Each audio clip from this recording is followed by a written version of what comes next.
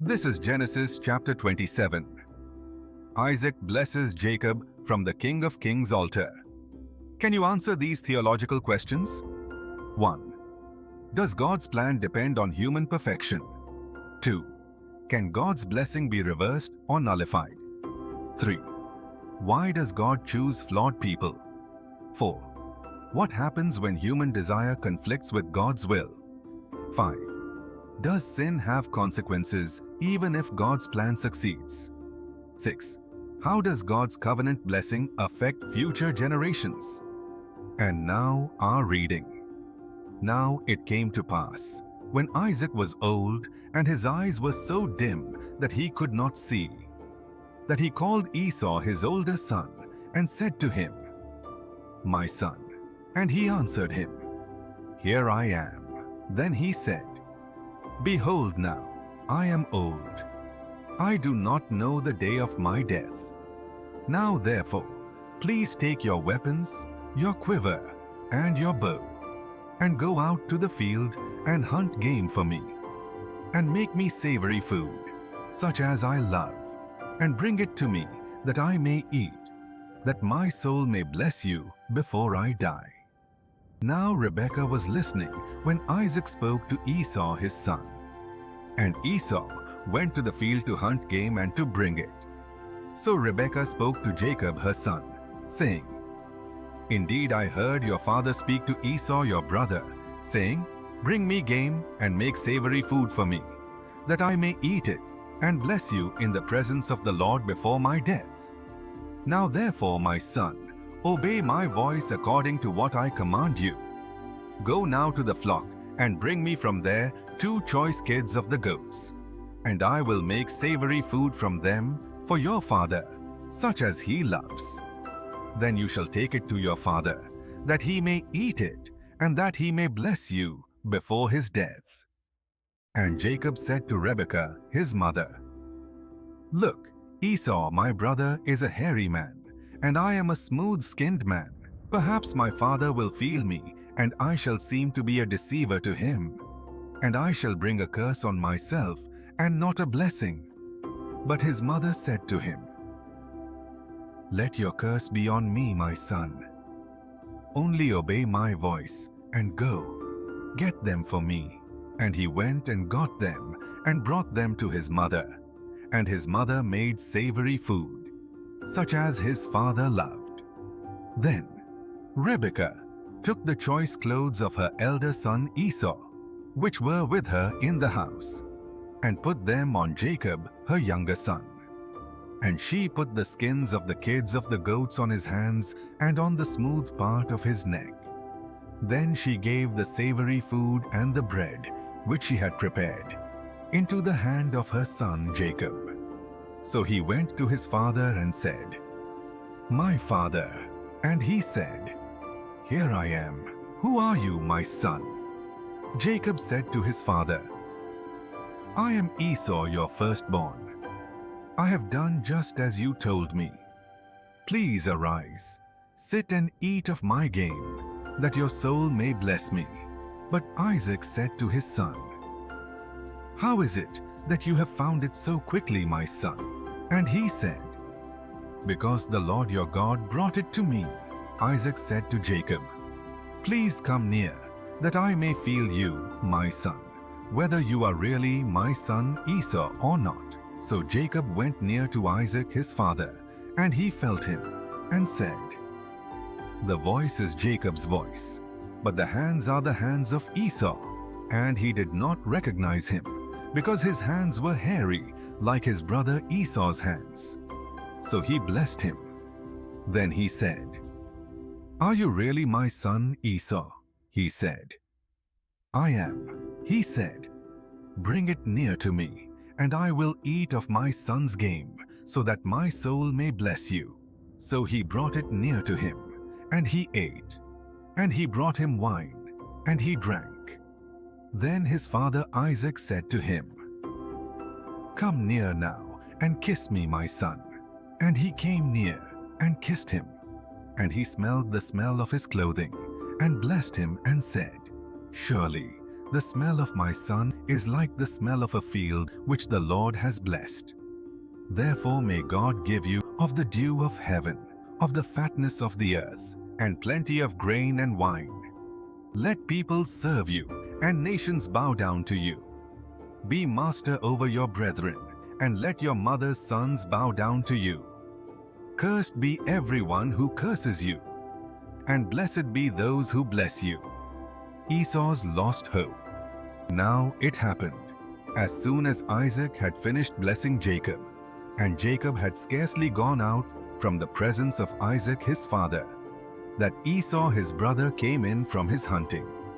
He also had made savory food, and brought it to his father, and said to his father, "Let my father arise and eat of his son's game, that your soul may bless me." And his father Isaac said to him, "Who are you?" So he said, "I am your son, your firstborn, Esau." Then Isaac trembled exceedingly and said, "Who? Where is the one who hunted game and brought it to me? I ate all of it before you came, and I have blessed him, and indeed he shall be blessed." When Esau heard the words of his father, he cried with an exceedingly great and bitter cry, and said to his father, "Bless me, me also, O my father." But he said, "Your brother came with deceit and has taken away your blessing." And Esau said, "Is he not rightly named Jacob? For he has supplanted me these 2 times. He took away my birthright. And now look, he has taken away my blessing." And he said, "Have you not reserved a blessing for me?" Then Isaac answered and said to Esau, "Indeed I have made him your master, and all his brethren I have given to him as servants. With grain and wine I have sustained him. What shall I do now for you, my son?" And Esau said to his father, "Have you only one blessing, my father? Bless me, me also, O my father." And Esau lifted up his voice and wept. Then Isaac his father answered and said to him, "Behold, your dwelling shall be of the fatness of the earth, and of the dew of heaven from above. By your sword you shall live, and you shall serve your brother, and it shall come to pass, when you become restless, that you shall break his yoke from your neck." Jacob escapes from Esau. So Esau hated Jacob because of the blessing with which his father blessed him. And Esau said in his heart, "The days of mourning for my father are at hand. Then I will kill my brother Jacob." And the words of Esau, her older son, were told to Rebekah. So she sent and called Jacob her younger son, and said to him, "Surely your brother Esau comforts himself concerning you by intending to kill you. Now therefore, my son, obey my voice. Arise, flee to my brother Laban in Haran, and stay with him a few days, until your brother's fury turns away, until your brother's anger turns away from you, and he forgets what you have done to him. Then I will send and bring you from there. Why should I be bereaved also of you both in one day?" And Rebekah said to Isaac, "I am weary of my life because of the daughters of Heth. If Jacob takes a wife of the daughters of Heth, like these who are the daughters of the land, what good will my life be to me?" And now the following are key theological concepts from Genesis chapter 27. Genesis 27 is a rich chapter theologically, centering on deception, divine sovereignty, covenantal blessing, and human responsibility. It narrates Isaac's blessing of Jacob instead of Esau, through Rebekah's scheme and Jacob's deceit. Beneath the drama lies profound theological meaning. 1. Divine sovereignty over human schemes. Though Jacob deceives Isaac, the blessing aligns with God's earlier prophecy, Genesis 25:23, that the older will serve the younger. This shows that God's purposes prevail even through human weakness and sin, affirming His sovereignty in election. 2. The power and irrevocability of blessing. Isaac's blessing, once spoken, cannot be revoked. Genesis 27:33. Theologically, this underscores the binding nature of covenantal blessing, reflecting God's unchanging promises. 3. Human deception and sin. Jacob lies and manipulates to secure the blessing, aided by Rebekah. Genesis 27:19.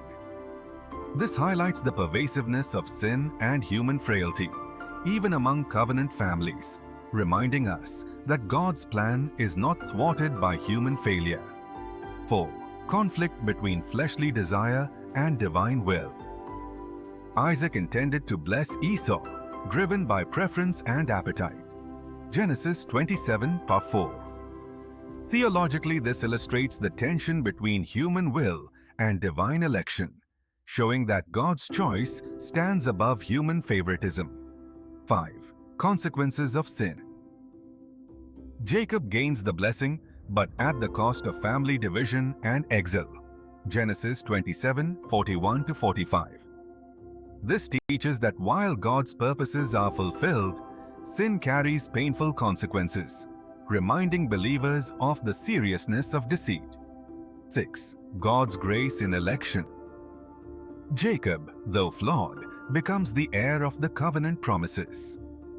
This reflects the theological truth that God's grace chooses the undeserving, pointing forward to the gospel where divine election is grounded in mercy, not merit. Reflection for application. Genesis 27 reminds us that God's sovereign will is unstoppable, even when human actions are sinful or misguided. It challenges us to trust His purposes rather than manipulate outcomes, and it comforts us that His grace extends to the undeserving. At the same time, it warns that sin leaves scars, urging believers to walk in truth and integrity.